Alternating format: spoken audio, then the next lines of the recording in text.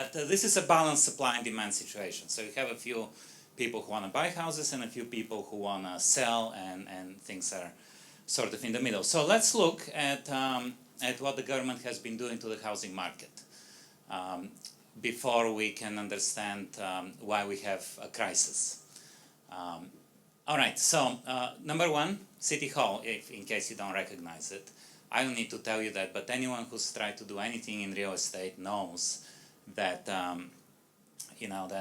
this takes a while. Here are some stats from a CBC News article a couple of years ago, where they said it takes a year to get approval for a single-family home, much longer for any bigger project. So what that does, of course, is reduces supply. We really have been putting the squeeze on supply, and I have this picture. I like this picture. Someone sent that to me. It is tree barrier approved. Now, I have nothing against the tree or the barrier. What I do have something against is the fact that you require a piece of paper from a city employee that your barrier is appropriate. So you do enough of those things, you raise cost of development, and you obviously limit supply. And don't take my word for it. Here's some stats from the census. I did not produce those numbers myself. But you can see that the increase in rental unit supply has been really very, very little. 4%, and Vancouver, CMA 3.5%. Compare that to 6% population growth. Totally just from the census, nothing personal, no calculation there. And then here you can see there's a bit of a calculation here. I tried to figure out how many people we are getting every year versus how many units we're producing, and you can see 44,000 versus 16,000. So we need to make some assumption here about average family size, household size, that kind of thing. If we take the average of 2.4 in BC, that's not enough. If we assume that new arrivals have smaller families, that's really not enough. Whatever the case, we have not been building enough for a number of years, in great part due to zoning, in great part due to City Hall restrictions. All right, so we're pushing demand down. It's not that we're pushing supply down. It's not that supply outperforms demand or outstrips demand. No, we're constricting supply. We're pushing supply down. And then the next one the next arrow I have there is congestion. Now, I don't need to tell you that, but Vancouver is the fourth most congested city in North America, and of course the other three are much bigger. I'm not going to talk much about that because you all know it. What's the issue with congestion? It forces us all into a tiny, tiny little area. So of course that makes access to available land harder. And then we have other zoning and regulations. I have a picture here of the agricultural land reserve. That's just one of the many restrictions that we have. So here I have a picture, I looked it up. There's some agricultural land about 15 kilometers away from downtown Vancouver. Now, I understand there are really good reasons for that. I'm not taking a stand on the agricultural land reserve, but I'm just pointing out that we have a bunch of regulations that limit our access to land, irrespective of the physical barriers that we are all aware of. So the bottom line here is we've been constricting supply for a decade, maybe more, but that's sort of before my time. So we've been constricting supply. What happens when you constrict supply for any asset? I ask my students that on a test. Why are diamonds more expensive than water? Does anyone know why diamonds are more expensive than water? It's not that they're more important. It's hard to get more of it, right? So you constrict supply of real estate, right? The price is going to go up. All right, so if you're the government, imagine that, what would you do? I mean, I look at that picture and I say, so that's up to about 2016. I say, well, look, we've been constricting supply in every conceivable way for years. All right? So what should we do? Well, how about we start removing some of those restrictions, right? But no, governments don't remove restrictions, they impose restrictions. So instead of removing any restrictions on supply, we get the foreign buyer tax. Now, in all honesty, I was in support of the foreign buyers tax. I was in favor of it when it came out, partly because Vancouver was sort of behind. Many jurisdictions already had some restriction, and partly because even if we remove all the supply constraints, we're never going to build enough for all the people around the world who want to come here. So, okay, I can sort of buy the foreign buyer tax. But then that's not where we stop. Instead, we keep going, and we get the school tax, and then, of course, we get the speculation and vacancy tax. And you can see sort of how this supply and demand picture is getting crushed, right? Instead of removing obstacles to supply increases, we're adding more and more constraints on the demand side. So the title of my talk was "Two Wrongs Don't Make It Right." Well, those are the two wrongs. First, we constrict supply, and then we try to constrict demand.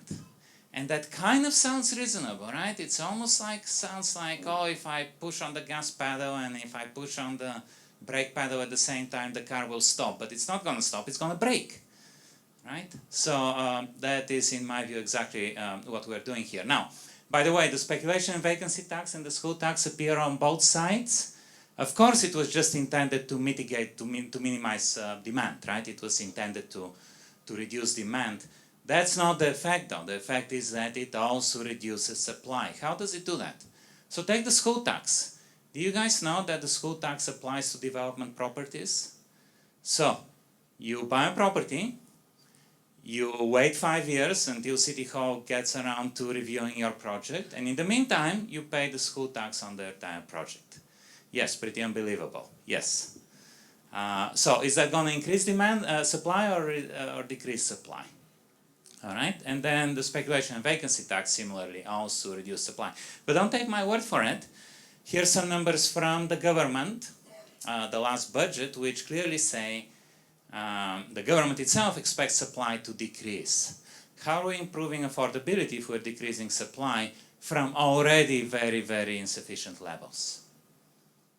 All right, and then I know you're probably skeptical, and I'm just kind of reaching the end of my allocated time here. There's more important things to discuss in a minute, but don't take my word for any of this, right? So this is a graph that shows the number of transactions that occurred January through March 2018 versus January through March 2019. So year-over-year change.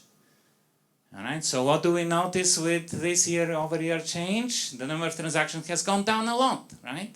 Okay, well, we kind of knew that, right? We're in a bit of trouble. Anyone who's tried to sell a house or anything really knows that.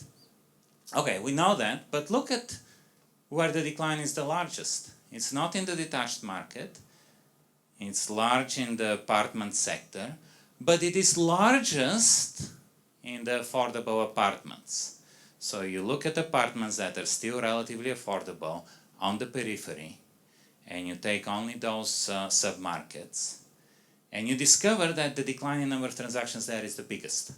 So how are we improving affordability? If the market, if the housing market is more affordable, why is it that people are not getting into this market? And especially first-time homeowners, because for the higher segments of the market, you can say, well, people can't sell their current home, they can't buy a new home. I get that. But for the market segments that are dominated by first-time home buyers, well, this should be like Christmas, right? This should be, everyone should be jumping into that market as soon as possible because prices are much lower. Things are presumably more affordable, right? The government ad says things are getting better, right? I don't know if you remember that ad. I heard it on the radio once. It said things are getting better, but we're going to do more taxes anyway. All right, how are they getting better if first-time home buyers are not really getting into the market? So don't believe anything I say, but how are you going to ignore that, right? And then, by the way, so first-time home buyers are not better, but also, amazingly, the government isn't better. So first of all, this is from the budget, highlights the speculation and vacancy tax revenues. So number one, they're small. This nowhere near offsets the loss in property transfer tax revenues. Nowhere near offsets it. Right? So the government is collecting a lot less taxes due to the speculation and vacancy tax than it used to. But more importantly, look at that. It's other than the first year, which is a technical issue, but after that, the amount collected is expected to be flat. So if the vacancy tax was supposed to work, if the government expected it to work, what would happen to the revenue? It should decline. It should decline, right? If the vacancy tax is supposed to make the Vancouver market more affordable, the revenue should decline over time, and it does not.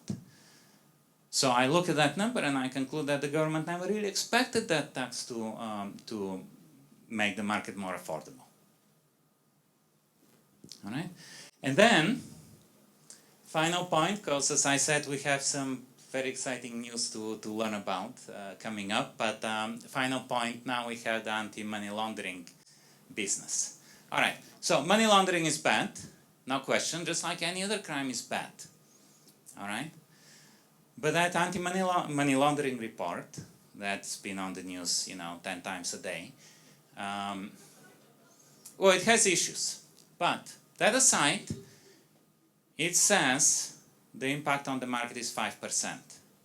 Now, we can argue about whether it's 5% or 4% or 3% or 2% or really 0.8%.